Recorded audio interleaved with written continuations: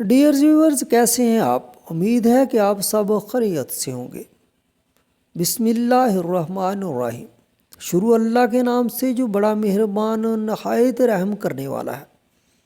السلام علیکم ورحمۃ اللہ وبرکاتہ۔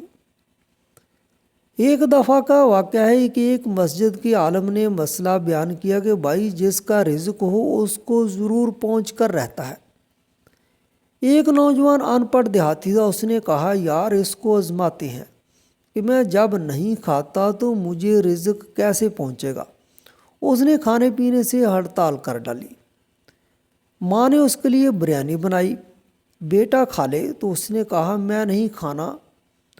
ماں نے بہت سمجھایا، وہ مانتا ہی نہیں تھا۔ اللہ کی شان، دوپہر کا وقت ہو گیا۔ ماں منت سماجت کرتی رہی کہ بیٹا کھا لے۔ جب اس نے دیکھا کہ ماں مجھ پر بہت ہی زیادہ زور ڈال رہی ہے تو وہاں سے اٹھ کر بستی کے قریب کھلی سی جگہ تھی جہاں گھنے درخت تھے، وہاں جا کر بیٹھ گیا اور آرام کرنے لگا۔ اب ماں بیچاری اس کے پیچھے ناشتہ لے کر چلتی رہی، وہ بھی وہیں پہنچ گئی۔ بیٹے کچھ کھا لے۔ اس نے کہا امی جان مجھے آپ مجبور نہ کریں، میں نے نہیں کھانا۔ خیر ماں کے کاموں میں دیر ہو رہی تھی تو اس کا کھانا وہیں رکھ دیا اور واپس گھر آ گئی۔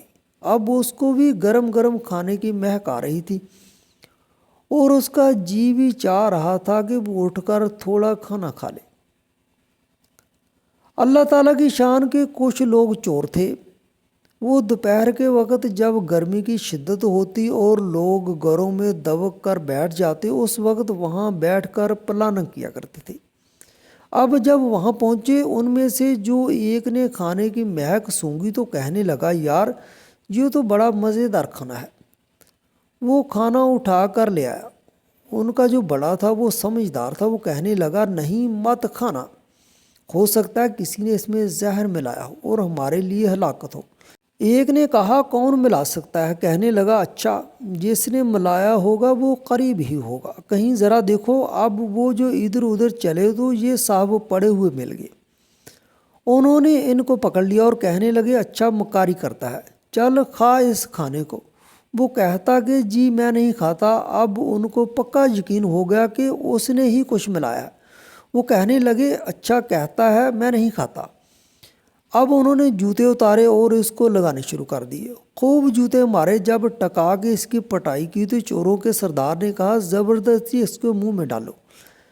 اب ایک نے اس کا منہ کھولا، دوسرے نے زبردستی لقمہ ڈالا، تیسرے نے جوتے لگائے۔